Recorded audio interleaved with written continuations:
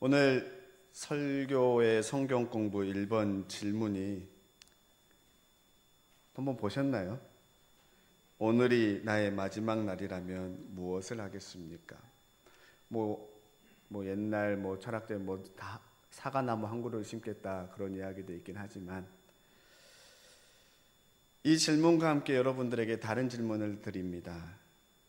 구원의 확신이 있습니까? 다시 말해서 오늘 주님의 부름을 받는다면 내가 천국에 임할 것 같습니까? 아니면 다른 곳에 있을 것 같습니까? 어떤 목사님께서 오늘이 나의 마지막 설교라면 본인은 성도들에게 예수 그리스도를 바르게 믿으라라고 설교하겠다라는 이야기를 들은 적이 있습니다. 그 이유는 다른 것이 아니라 본인이 환상 중에 지옥을 봤는데 너무나 끔찍하더라는 겁니다. 지옥으로 끌려가는 사람들의 모습이 마치 도살장으로 끌려가는 짐승과 크게 다르지 않더라는 겁니다. 그 모습을 보고 성도들의 삶을 되돌아보는데 너무 마음이 아프다는 거예요. 그래서 이 시대를 살아가는 그리스도인으로서 그냥 무늬만 외형적인 그리스도인이 아니라 일주일에 한 번 주님의 전화와 예배드리는 것으로 그리스도인이라 말하지 말고 매일매일의 삶에 하나님의 말씀을 붙들고 자신을 되돌아보는 정말 주님 보시기에 부끄럽지 않은 그리스도인으로 살아가라고 설교하겠다는 겁니다. 그러면서 지난주에 저희가 함께 보았던 본문의 말씀 로마서 12장 11절과 12절 말씀을 인용합니다. 주님 앞에 서면 우리의 모든 혀가 하나님께 자백합니다. 우리 각 사람이 자기 일을 하나님께 짓고 하는데 사실대로 말하게 되는데 그 사실대로 말하는 것은 다른 것이 아니라 여호와 하나님 앞에 서면 두려워서 그냥 있는 사실을 그대로 고백하고 직구한다라는 겁니다. 그래서 구원의 확신을 가지고 말씀에 순종하는 그리스도인으로 살아가게끔 설교하겠다는 거예요. 여러분들이 천국과 지옥에 대한 환상을 보았거나 확신이 있다면 지금처럼 살 것 같습니까? 아니면 지금보다 조금은 더 변화된 그리스도인의 삶을 살아가겠습니까?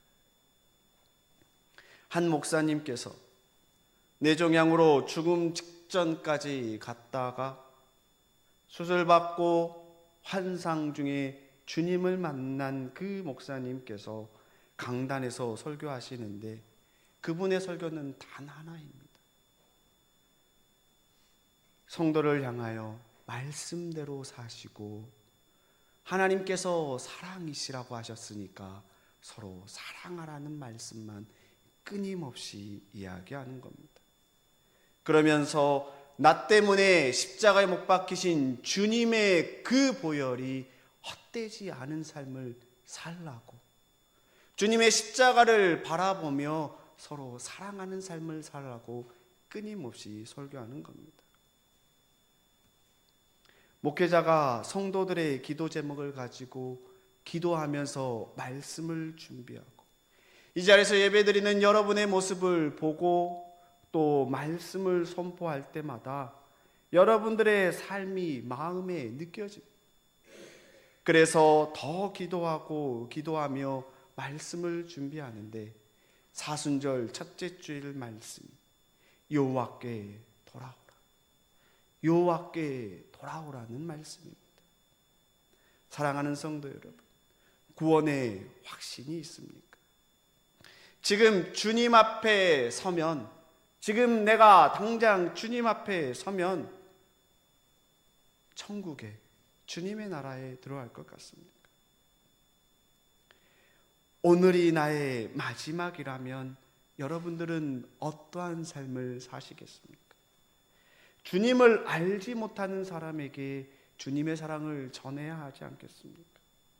내가 구원받은 그리스도인으로, 천국과 지옥의 모습을 아는 그리스도인으로 내 자녀에게, 내 친구에게, 내 부모에게 우리는 복음을 전해야, 주님 나라 거해야 되지 않겠니? 교회에서 예배드리는 것이 하나의 종교활동이 아니라 구원의 문제이고, 내 안에 구원의 확신이 있다면, 오늘이 마지막이라면 우리는 지금 세상으로 나아가 주님을 알지 못하는 자들에게 이렇게 살면 안 됩니다. 이렇게 살면 안 됩니다. 주님을 믿어야 한다라고 외쳐야겠지 않겠습니까? 오늘 말씀을 통하여 우리의 삶을 되돌아보고 주님 앞에 한 걸음 한 걸음 더 가까이 나아가며 삶으로 주님의 사랑을 전하는 봉산의 성도님들이 되시기를 축원합니다. 먼저 구약 요엘서 말씀입니다. 메뚜기 떼가 유대 땅을 휩쓸어 가고 이어서 가뭄으로 인하여 유대 백성이 고통 가운데 거합니다. 이 일을 겪으면서 요엘 선지자가 하나님의 심판에 대해 경고하며 하나님의 메시지를 선포하는데 회개할 것을 선포합니다. 12절에 여호와의 말씀에 너희는 이제라도 금식하고 울며 애통하고 마음을 다하여 내게로 돌아오라 하셨나니 너희는 옷을 찢지 말고 마음을 찢고 너희 하나님 여호와께 돌아올지어다. 이제라도 금식하고 울며 애통하며 마음을 다하여 여호와께 돌아오라는 겁니다. 이제라도라는 단어가 갖고 있는 뜻이 무엇입니까? 너무 늦었는데, 이미 땅이 황폐해지고 가뭄으로 인하여 죽게 되었는데, 그러함에도 불구하고 늦었다라고 생각하지만 늦지 않았기에 이제라도 회개하고 돌아오라는 겁니다. 더 늦기 전에 주님 앞에 돌아오라는 겁니다. 사랑하는 성도 여러분, 오늘날 우리가 살아가는 이 사회를 보면 어떠합니까? 세상의 마지막이 왔다라고 이야기합니다. 교회에 대한 인식이, 그리스도인에 대한 인식이 그 어느 때보다 가장 안 좋은 시기에 우리는 살고 있습니다. 그래서 전도하기가 너무나 어렵다라고 이야기합니다. 심지어 교회 다니는 것, 그리스도인이라고 말하는 것을 드러내기가 부끄러울 정도입니다. 그 원인을 다른 사람에게서 찾지 말고 우리 스스로에게 찾을 수 있기를 소망합니다. 사회는 말합니다. 목회자가 목회자답지 아니하고, 장로가 장로답지 아니하고, 권사가 권사답지 아니하고, 그리스도인이 세상 사람들보다 더 악하다고 이야기합니다. 목회자의 윤리적 문제가 세상 매스컴에 오르락 내리락 하면서 교회에 대한 비판이 갈수록 커져갑니다. 교회에선 장로인데 사회적으로 가지고 있는 권력으로 사회적으로 더 악한 행동을 많이 하게 됩니다. 교회 안에 하나가 되지 못하게 가르는 것에 앞장서기도 합니다. 권사인데 교회의 자리를 지켜야 하는데 기도하지 아니하고 다른 사람에 대해 비방하며 이야기합니다. 이러한 일들이 교회 안에서 그리고 사회적으로 일어나면 우리의 반응은 어떠해야 합니까? 아니, 그 일이 교회에서 일어난다고? 그러면 안 되잖아라고 이야기하는 것이 정상이어야 되는데 우리는 그 일들이 대수롭지 않게 여깁니다. 그리고 너무 자주 들어서 당연하다고 받아들입니다. 그것이 아니라고 이야기해야 되는데, 그리스도인은 그러한 삶을 사는 것이 아니라고 이야기해야 되는데 그렇지 않고 당연하게 받아들이는 사회입니다. 그래서 이야기하는 겁니다. 가슴 찢고 금식하며 울며 애통하며 마음을 다하여 하나님께 돌아오라라고 이야기합니다. 사랑하는 성도 여러분, 부흥하는 교회의 모습은 성도의 얼굴에 언제나 웃음이 가득하고 모이면 찬양하고 기도하고 그 기도가 끊이지 않는 겁니다. 그래서 요엘이 오늘 선포합니다. 이제라도 늦지 않았으니 회개하고 돌아오라는 겁니다. 더 늦기 전에 정신 차리고 교회 안에 사랑과 웃음이 가득한 교회로, 기도로서 회복하는 교회로, 사랑하고 섬기는 교회로 돌아오라는 겁니다. 하나님께 돌아오라고 선포하는 겁니다. 그래서 금식하고 울며 애통하며 마음을 다하여 하나님께로 돌아오는데 먼저 금식하라고 이야기합니다. 요나가 니느웨의 하나님의 심판을 선포할 때 니느웨 백성들이 심판의 소리를 듣고 금식하며 회개하여 심판을 면하였습니다. 열왕기사 21장을 보면 이스라엘 왕 아합이 나봇에게 누명을 씌워 포도원을 빼앗았습니다. 그러자 하나님께서 심판을 선언하자 아합은 금식하며 자신의 죄를 진정으로 회개하였고 하나님께서는 그 회개를 받으시고 그 심판을 연기하셨습니다. 2024년 사순절을 보내고 있는 오늘날 우리가 금식하며 회개할 수 있기를 소망합니다. 일주일에 한 끼 정도 금식하고 주님 회복하여 주시옵소서, 회복하여 주시옵소서라고 기도할 수 있기를 소망합니다. 두 번째는 울며 회개해야 합니다. 본문에 기록된 울며는 히브리어로 우베베키입니다. 이 단어는 히스기야 왕이 하나님으로부터 죽음의 선고를 받은 후에 하나님으로부터 목숨을 구할 때 대성통곡하며 기도하였는데 이때 사용된 단어가 우베베키입니다. 죽음의 선고를 받고 목숨을 구하며 우는 그 간절함이 얼마나 크겠습니까? 우리는 나 자신의 회복을 위하여, 한국교회의 회복을 위하여 이와 같이 울며 기도해야 합니다. 세 번째는 애통입니다. 히브리어로 우베미 스베드라고 합니다. 이는 슬픔을 이기지 못하고 머리카락을 쥐어 뜯으며 가슴을 치는 행위를, 이 단어를 쓰며 애통이라고 하는데, 이 단어가 사용된 것이 어떠한 감정이냐면 에스더서 4장에 보면 바사제국 내에서 하만의 강교로 인하여 멸하게 된 위기에 처한 유대인들이 자신의 절망적인 운명을 생각하며 부르짖는 단어입니다.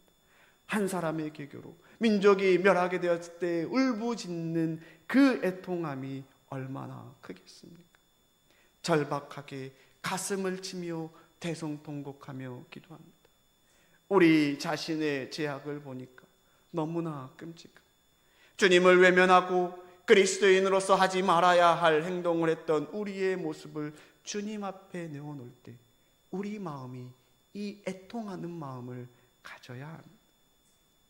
네 번째는 마음을 다하여, 히브리어로 레밥, 인간의 지정의를 내포하는 인간의 본질적인 것을 마음을 다하여라고 합니다. 그래서 이 마음이 빠진 금식, 울음, 애통으로 하나님의 마음을 얻을 수가 없습니다. 개역개정으로 번역된 걸 보면 금식하고 울며 애통하며 마음을 다하여라고 되어 있는데 히브리어 원어를 보면 마음을 다하여가 맨 앞에 나옵니다. 그래서 마음을 다하여 금식하고 울며 애통하며 하나님 앞에 돌아오라는 겁니다. 그래서 요엘 선지자도 그 하나님의 말씀을 선포하며 다시 이야기하기를 형식적으로 옷을 찢지 말고 눈으로 보이는 회개만 하지 말고 마음을 찢는 진실된 회개로 주님 앞으로 돌아오라라고 이야기합니다. 사순절 첫째 주일입니다. 사순절 기간 동안 우리 안에 이와 같은 회개 운동이 일어나기를 소망합니다. 개인의 회복, 가정의 회복, 교회의 회복을 위하여 우리는 마음을 다하여 금식하고 울며 애통하며 기도하는 사순절이 될 수 있기를 소망합니다. 어떻게 기도해야 할까? 우리 교회가, 한국 교회가 하나님께 돌아오기 위하여 마음을 찢는 회개가 무엇이라고 생각하십니까? 그것은 하나됨밖에 없습니다. 더 이상 교단으로 나누지 말고 하나됨을 이야기합니다.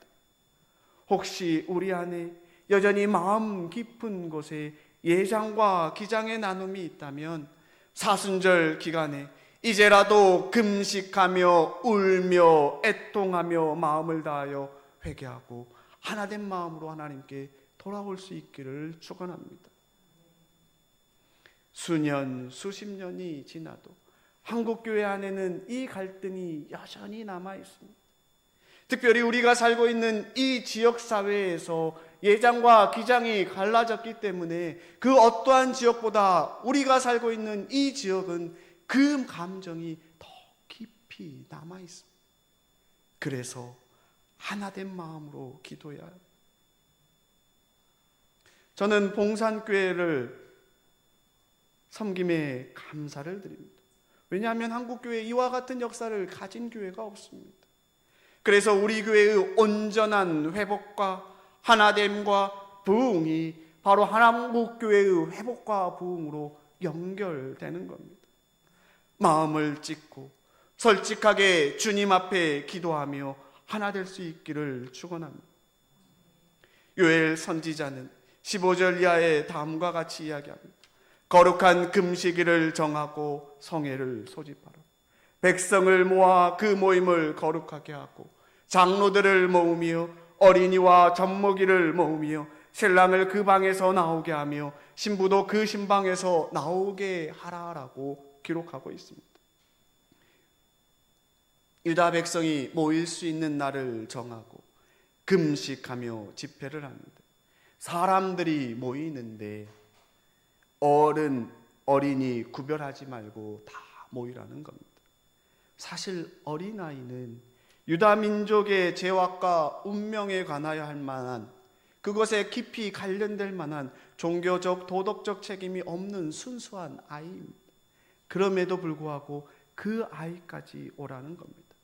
신랑과 신부도 나오라는 것은 그 당시 문화적 배경을 보면 결혼을 하면 1년 동안 궁복문화 아니면 어떠한 공적인 의무에서 면제를 받았기 때문에 나오지 않아도 됐기 때문에 나오지 않아도 되지만, 아니 함께 모여 금식하고 성회할 때는 그들도 나와서 기도하라는 겁니다. 예외가 없이 온 유다 백성이 한 마음으로 함께 모여 금식하며 마음을 찢으며 기도하라는 겁니다. 우리 교회가 함께 한 마음으로 모여 금식하며 기도할 수 있기를 소망합니다. 1년 전 미국 에즈버리 대학교에서 일어난 부흥을 기억하고 계십니까? 교단과 교파 상관없이 한 달 넘게 24시간 끊임없이 예배를 드렸습니다. 하나님의 사랑, 하나님의 은혜를 경험하라는 그 메시지를 듣고 2월 8일 촛불이 끝나자마자 기도하는 몇 사람, 그 몇 사람이 그 사랑을 경험하기 위해 끊임없이 기도하였고, 그 다음날까지 계속해서 기도하는 사람이 50여 명이었는데, 그들이 기도하니까 사람들이 모여드는 부흥이 일어난 겁니다. 그리고 그 배경에는 3년 동안 회개하라고 선포하고 기도하라고 했던 한 울부짖음과 간절한 기도가 있었습니다. 우리도 매주 수요일 오전 말씀을 듣고 기도합니다. 그냥 수요 기도회가 아니라 모든 교회가 모여서, 모든 성도가 모여서 함께 한 끼를 금식하며 회개의 기도를 드릴 수 있는 사순절이 되기를 소망합니다. 개인의 죄를 회개하고 교회의 잘못을 회개하고 한국교회의 잘못을 위해 하나님 앞에 간절히 기도할 수 있기를 소망합니다. 회복의 은혜를 부어달라고 꾸준히 기도하며 주님께서 봉산교회를 통하여서 봉산 문화거리를 축복하고 대구 지역의 복음화를 이루는데 주님, 저희들이 기도합니다. 기도하오니 은혜를 부어달라고 기도할 수 있기를 소망합니다. 그래서 사순절기가 매주 수요일이 거룩한 금식일이고 성회로 모이는 날. 누군가는 상황에 맞게 아침을 금식하고, 누군가는 점심을 금식하고, 누군가는 저녁을 금식하며, 봉산교회 모든 성도가 서로 릴레이하며 하루를 금식하며 기도하는 겁니다. 하나님과 약속하고 수요 기도에 나와 기도하는 겁니다. 함께 모여 기도할 때 그 기도에 불이 붙고 반드시 회복의 은혜가 임할 줄로 믿습니다. 회복의 은혜가 임하면 우리가 주님 앞에 돌아가 복음을 전하게 되는데, 복음 전도를 어떻게 하시겠습니까? 복음을 전함에 있어서는 선입견이 없어야 합니다. 그런데 우리는 선입견을 가지고 전하는 경우가 많습니다. 저 사람은 안 돼. 한두 번 했는데 안 되더라. 에이, 다른 사람 해야지. 오늘 읽은 누가복음 말씀을 보면 예수님께서 예루살렘으로 가는 길에 사마리아를 지나갑니다. 일반적으로 사마리아 땅은 이방 땅이기 때문에, 부정한 땅이기 때문에 그 길로 가면 예루살렘을 가깝게 갈 수 있지만 돌아갔던 유대인들입니다. 하지만 주님은 그 길을 가로질러 가는 것을 택하였고, 몇몇이 가서 준비를 하는데 역시나 그 마을 사람들이 예수님을 받아들이지를 않습니다. 맞이할 준비를 하지 않습니다.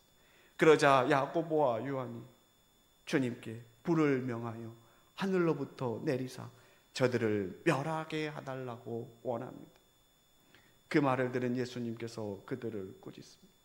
왜냐하면 이방인도 복음을 들어야 하는데, 단순히 예수님을 한번 맞이하지 아니하였다고 그들을 멸하는 것은 아니라며 그들을, 제자들을 꾸짖습니다. 우리는 어떠합니까?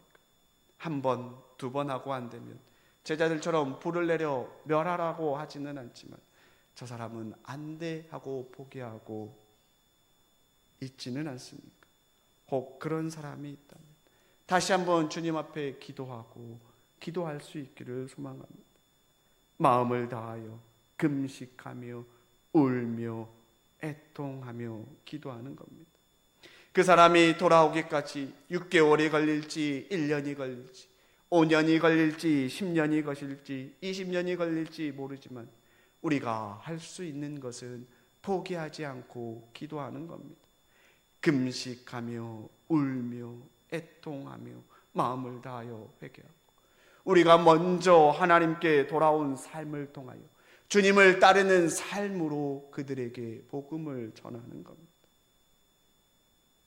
예수님으로부터 꾸짖음을 들은 제자들은 다른 길로 갔지만 예수님께서 사마리아를 지나가는데 사람들이 와서 이야기합니다. 나는 선생님이 가시는 곳이면 어디든지 따라가겠어. 그런데 그 말을 듣고 예수님께서 하시는 말씀이 그 길이 쉽지 않다라고 이야기합니다. 머리 둘 곳이 없다라고 이야기합니다. 희생의 길임을 이야기합니다.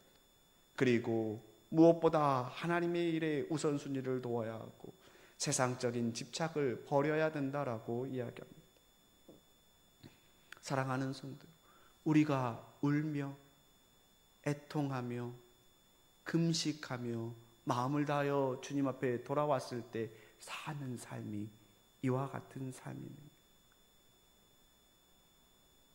그리고 이와 같은 삶이 무엇인지 오늘 우리가 읽은 디모데후서 2장에 기록합니다. 현대어 성경으로 이렇게 기록하고 있습니다. 우리가 주님과 함께 죽으면 그분과 함께 살 것입니다. 우리가 참고 견디면 그분과 함께 다스릴 것이며, 그분을 모른다고 딱 잡아 떼면 그분도 우리를 모른다고 외면하실 겁니다. 우리는 신실성이 없지만 주님은 언제나 신실하셔서 약속하신 것을 어길 수 없습니다. 사랑하는 성도 여러분, 우리가 이 땅에 주님께 돌아와 살아가는 그리스도인은 주님과 함께 죽는 삶을 사는 겁니다.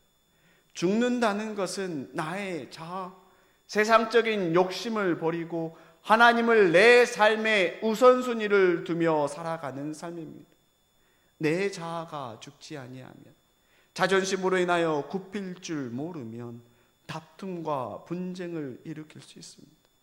그래서 주님과 함께 죽으면 그분과 함께 살고, 주님과 함께 참고 견디면 주님과 함께 다스린다라고 이야기합니다. 세상에서 그리스도인들이 참아야 할 일이 얼마나 많습니까? 세상 모든 사람들이 다 성질이 있고 화가 있습니다.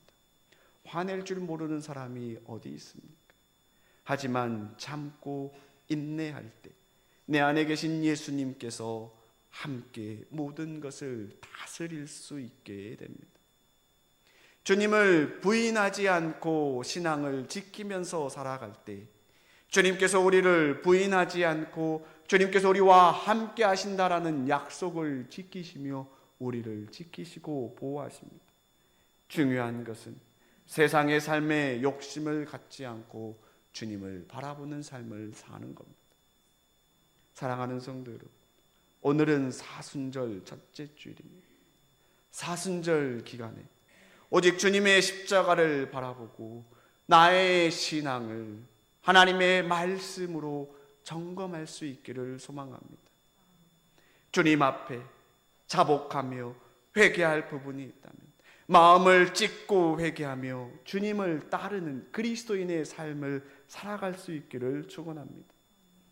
함께 모여 간절히 기도하고 주님과 함께 죽고 함께 사는 삶을 통하여 우리 개인의 신앙을 되돌아보면서 개인의 신앙이 회복되어지고 가정이 회복되어지고 교회가 회복되어지고 지역사회를 회복할 수 있는 그 중심에 봉산교회가 있기를 축원합니다.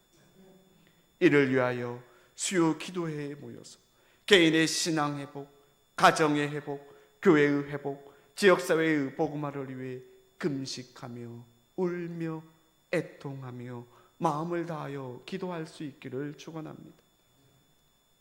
간절한 우리의 기도로 1년 전 에즈버리 대학교에 있었던 그 부흥이 우리 안에 일어나고 회복과 회개의 물결이 봉산 문화거리를 덮고 대구 지역을 덮으며 다시 한번 한국교회가 회복되는 일들이 그 중심에 봉산교회와 대구가 있기를 소망합니다.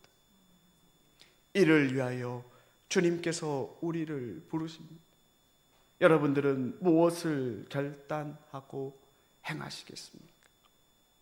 이 시간 침묵으로 기도하며 주님, 내가 이 일을 행하겠습니다. 내가 이것만큼은 주님 앞에 기도하며 결단하겠습니다. 이 마음으로 침묵으로 주님과 약속하며 결단하는 시간을 갖겠습니다. 다 함께 침묵으로 기도하시겠습니다.